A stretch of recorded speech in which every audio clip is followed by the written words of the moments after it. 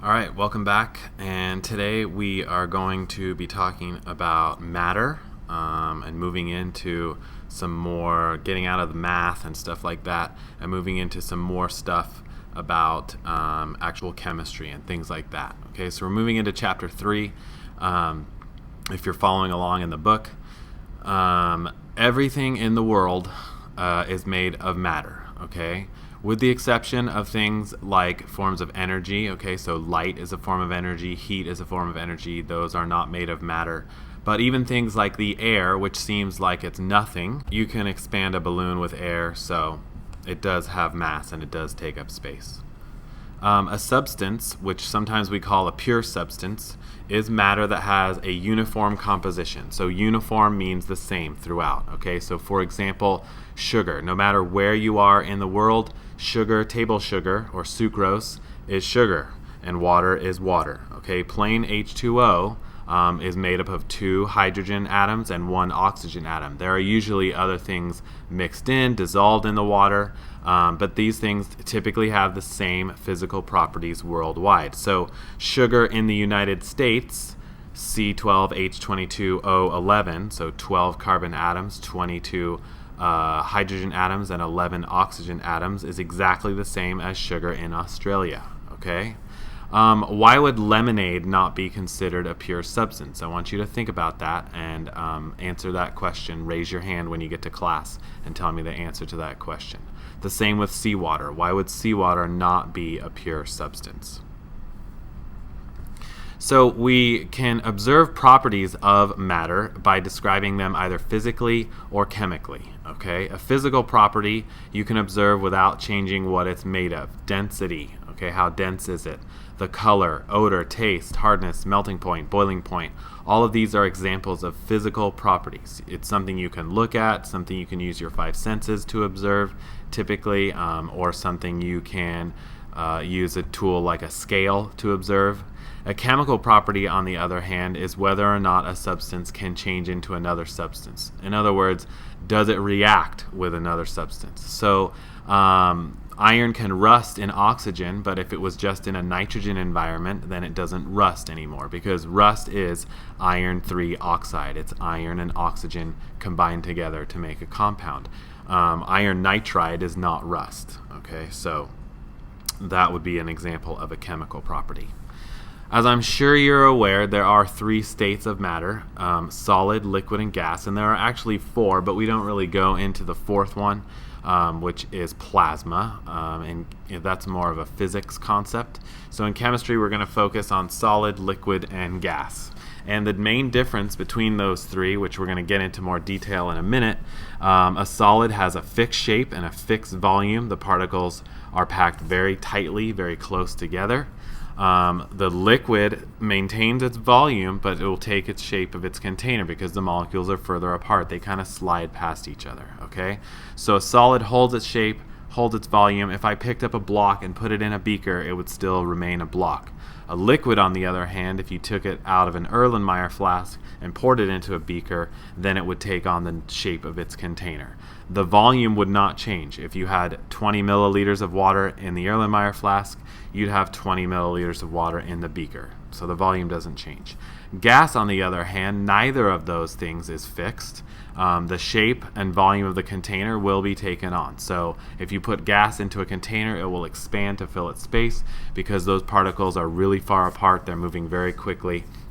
And unless you compress it, put it into a container that compresses the gas, like a propane tank underneath your barbecue, that's a compressed gas.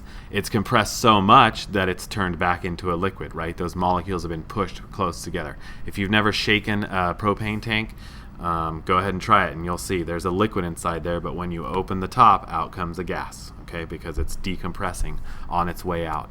So we can see here a series of pictures, and this right here is a good example of a solid, like the statues or human beings are solid, I guess. A lot of us are. There are liquids in our body also. But the solids, the particles are packed close together and very organized. Contrast that with a liquid, which you can see right here. Liquid, the molecules are all jumbled up. They're further apart. That's why liquids can flow. And finally, gases are very far apart. You'll see that this is expanding completely to fill its container, whereas the liquid right here was just sort of sitting at the bottom. Okay, that's what that's trying to depict. The solid didn't move at all, even though it was placed in a container. So let's talk about physical changes first and how matter can change. If you don't change the chemical composition, in other words, you don't alter the substance that it's made of, so you don't turn sugar into carbon dioxide or something like that. If you don't have any new substances made, then you have a physical change. It's the same at the beginning and at the end. For example, Kool-Aid, okay? Kool-Aid, you could boil off the water and get the Kool-Aid crystals back. When you mix together the water and the Kool-Aid mix, it's not a chemical change, it's a physical change. Anytime you have words like bend, cut, grind, split, crush, break, those are all examples of physical changes, okay? Let's take a look at a quick video here of Kool-Aid boiling off to return back to the powder.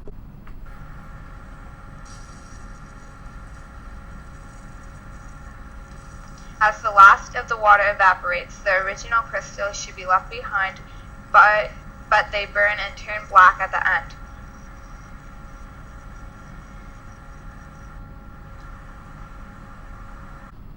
Okay, so a chemical change then, on the other hand, is different because new substances are made, and typically you cannot reverse a chemical change. You can't go back, okay? Once a chemical change has taken place, like for example, frying an egg, you could not turn a cooked egg back into an uncooked egg. Okay, so chemical changes have definitely taken place there. You're going to have new molecules present, new substances present.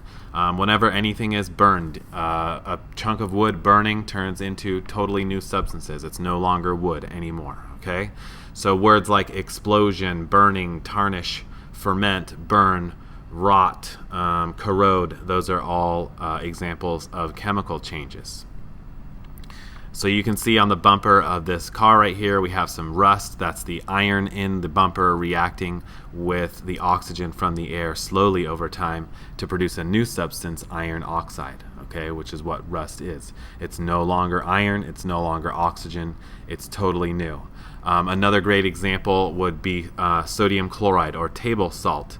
Sodium is an explosive metal, which we'll see in class. Chlorine is a poisonous yellow gas, but when you mix those two substances together, you get a perfectly harmless white crystal, which has none of the properties of the original substance that it had. So when a chemical reaction takes place, you always have what are called the reactants, which are your starting substances, and you have your products, which are the ending substances. So in the case of rust, which we've been talking about a couple times now, iron and oxygen combine to form rust or iron oxide. So your starting substances, your reactants, are iron and oxygen. Your products are iron oxide, which is rust. The arrow in the middle we say produces or yields. So if I were to read this chemical reaction right here, I would say iron plus oxygen yields iron oxide or produces iron oxide.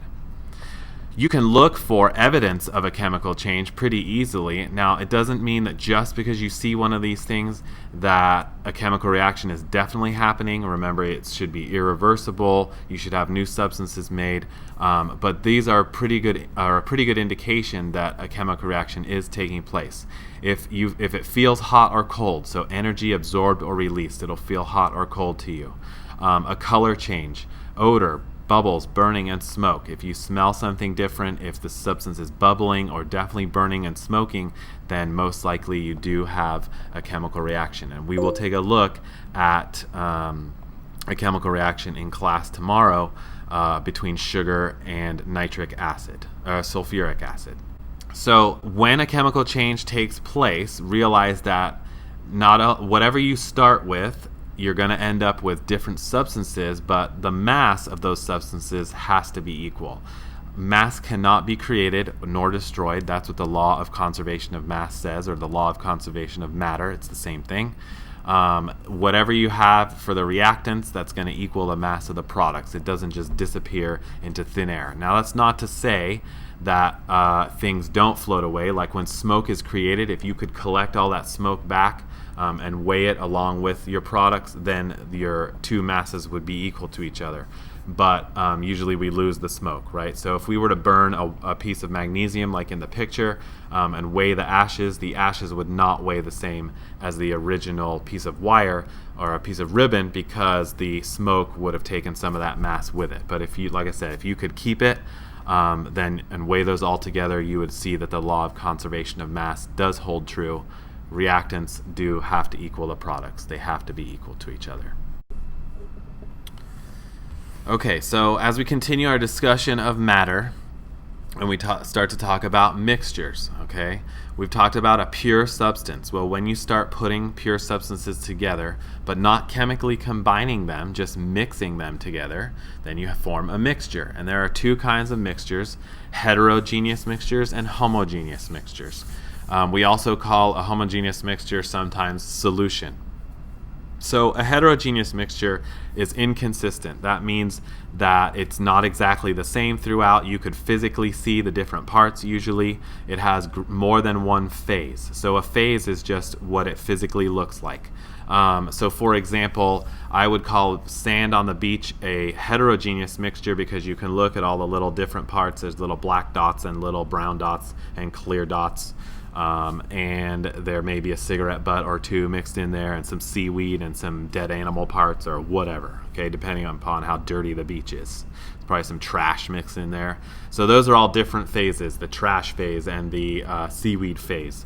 Homogeneous, on the other hand, is consistent throughout. It has a single phase. So the seawater, while if you looked at it on the whole, yes, is a heterogeneous mixture. But if you just look at it on a small scale, so sometimes it depends on your frame of reference. If you just scooped up a little bit of seawater in your hands, it would look just like plain water, okay?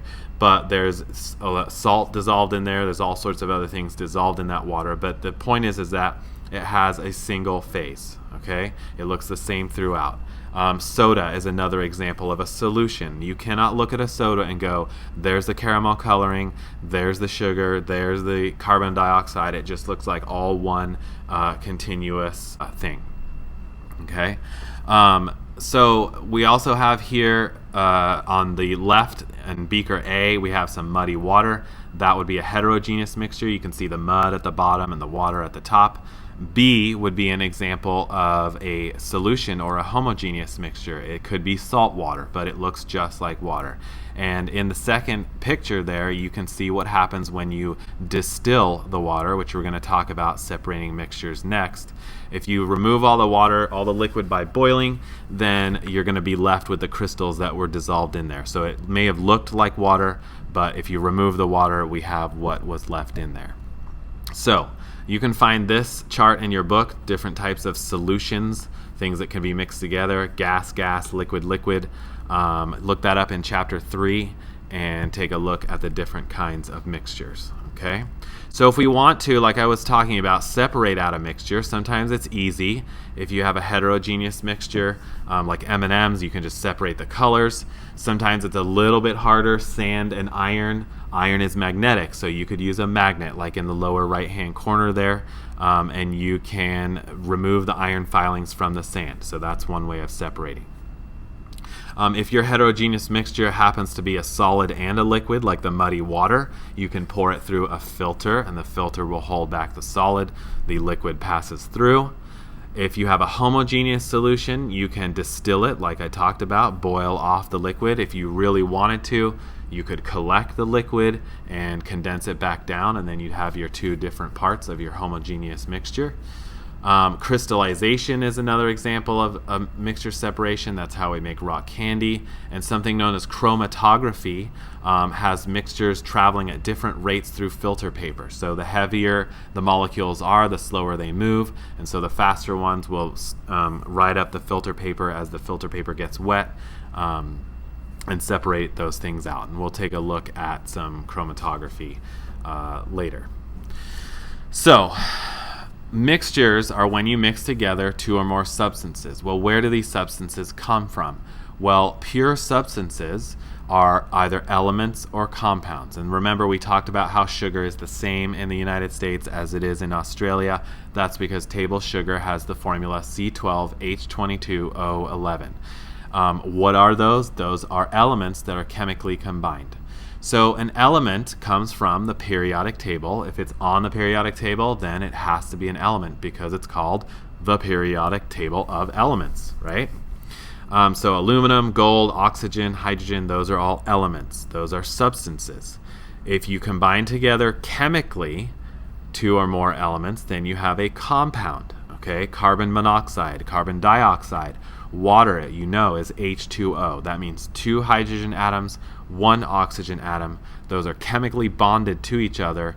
You can separate them, but it would require a chemical change, okay? It's not a mixture. Those are not mixed together. Now, if you mix together compounds, like let's say I take water and sugar, that then makes a mixture, right? And it would dissolve, creating a homogeneous mixture. So this can be very confusing. So this chart I want you to look at and maybe copy down because it'll help you to keep track of all these different new vocabulary terms that you've just learned. Matter is everything. We either have a mixture of matter or you have pure substances. And remember, mixtures are pure substances that are mixed together, okay? You can have heterogeneous mixtures or homogeneous mixtures, and pure substances are made up of elements or chemically combined to make compounds. So salt, sugar, baking soda, those are elements that are chemically combined to make those things, okay? So I hope that makes a little bit more sense, and we will see you next time.